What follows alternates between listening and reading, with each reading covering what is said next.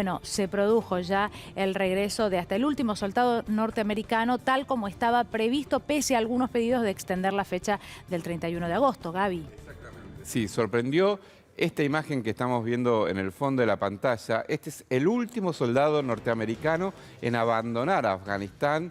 Es un teniente general llamado Chris Donahue, que fue el último en pisar suelo afgano y retirarse justamente en el último vuelo. Esto ocurrió en la noche del 30 de agosto, es decir, se adelantó un día la retirada final de Estados Unidos después de 20 años de guerra. Es la imagen para muchos de una nueva derrota de los Estados Unidos, ¿no? Porque se fue y dejó en el poder nuevamente al movimiento talibán, que fue justamente cuando Estados Unidos decide esta invasión junto con los aliados de la OTAN, lo hace justamente para derrocar del poder al movimiento talibán, por un lado, cazar a Osama Bin Laden como autor intelectual de los atentados contra las Torres Gemelas y el Pentágono, y por otro lado, también pulverizar la presencia de Al Qaeda en el lugar. Bueno, 20 años después, con muchísimas muertes, muchísimo dinero y demás, lo que pasa, lo que vemos es esta imagen, la retirada final de los Estados Unidos derrotado, hay que decirlo, porque el talibán volvió al poder. Esta foto va a quedar para la historia. Son esas fotos icónicas que quedan para la memoria colectiva. Sin duda. Bueno, y también se conoció lo que fue el destino de un exministro afgano. Exactamente, que exministro de Comunicaciones afgano que sorprendió a todo el mundo cuando se lo vio. ¿Es este? De esta imagen, ahí está. ¿Saben dónde está? Está haciendo delivery en Alemania. En Alemania está trabajando de delivery con su bicicleta, recorriendo la calle, y dice que tiene la tranquilidad que no tuvo por años en Afganistán. Y claro, seguramente. ¿No? Exactamente. Seguramente.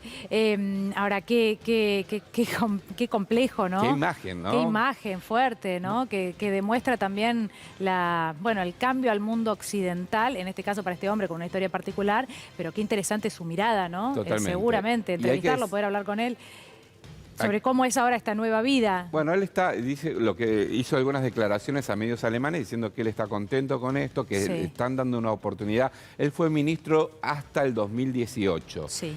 Recordemos que en Afganistán, durante estos 20 años de ocupación entre Estados Unidos y la OTAN, hubo gobiernos que eran considerados títeres de Occidente, ¿no?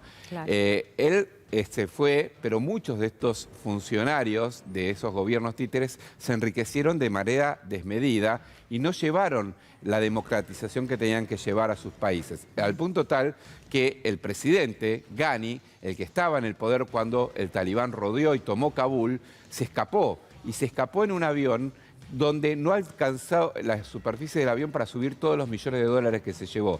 Alrededor de 170 millones de dólares se llevó el presidente, bancado en cierta medida por Estados Unidos, y que cuando se vio rodeado por el movimiento talibán huyó de Afganistán, ¿no? Este hombre tuvo otro destino. Claramente no se enriqueció y ahora está siendo repartidor en Alemania. Pero ¿no? ¿cuántos más que todavía hoy están en Afganistán y que no pueden elegir, ¿no?, este destino también? Bueno, y vamos a hablar ahora del héroe que les salvó la vida a Joe Biden, pero al que se dejaron olvidado ahora en Afganistán. Exactamente, vos justamente hablabas de los que se tuvieron que quedar. Estamos hablando de, se lo conoce solamente como Mohamed, no quisieron dar a conocer su apellido para no poner en riesgo. Esta foto que estamos viendo es la foto del año 2008. En ese momento Joe Biden era senador y con otros senadores habían visitado la base militar de Bagram, la más importante que tenía la OTAN y Estados Unidos ahí en territorio afgano. ¿Qué pasó? Salen con el helicóptero, había una enorme tormenta de nieve, tienen que hacer un aterrizaje de emergencia ahí en medio de la nieve, se quedan esperando que los vengan a rescatar, y entre el grupo que sale desde Bagram a rescatarlo va un traductor afgano, que es uno de los héroes que le salva la vida al hoy presidente de los Estados Unidos. ¿Qué pasó? En estos momentos, Mohamed le está pidiendo ayuda a Joe Biden porque quedó varado en Afganistán. Le está pidiendo, por favor, que lo salve como él lo salvó en su momento, que salve a él y a su familia de 4 hijos, porque teme que cuando lo encuentre el movimiento talibán acaben con su vida, ¿no? Las paradojas de haber sido héroe, haber sido abandonado por Estados Unidos y en este caso particular por el propio Joe Biden. Bueno, cuando se anunció la retirada, cuando comenzó la retirada, muchos se preguntaban, ¿pero y por qué? ¿Por qué se van ahora con la tarea no terminada? Bueno, lo hemos dicho una y mil veces, la guerra más larga y la segunda más cara para los Estados Unidos en su historia. Un costo importantísimo y esos son algunos de los datos que tenemos, que tenés, Gaby, en unas plaquitas, ¿no? Exactamente, para que uno entienda la dimensión que tuvo esta guerra de 20 años.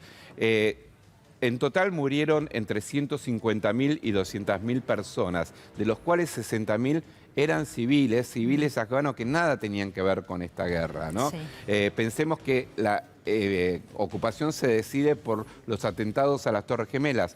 En los atentados murieron 3.000 personas. Claro. En la guerra posterior, entre 150.000 y 200.000. Vamos a ver la siguiente placa para que se entienda un poco esta dimensión. La OTAN invirtió 87.000 millones de dólares en formar al ejército afgano, un ejército de 300.000 hombres que cuando se vio rodeado por los talibanes entregaron sus armas y se fueron a su casa, ¿no? Sin hablar que el generalato se llenó de plata y se fue a Emiratos Árabes, a otros países, claro, con muchos miles de dólares. Sí. El otro dato también que impresiona, ¿cuánto gastó Estados Unidos? Fíjense la cantidad de ceros. No, pará, léemelo vos. 15 ceros tiene.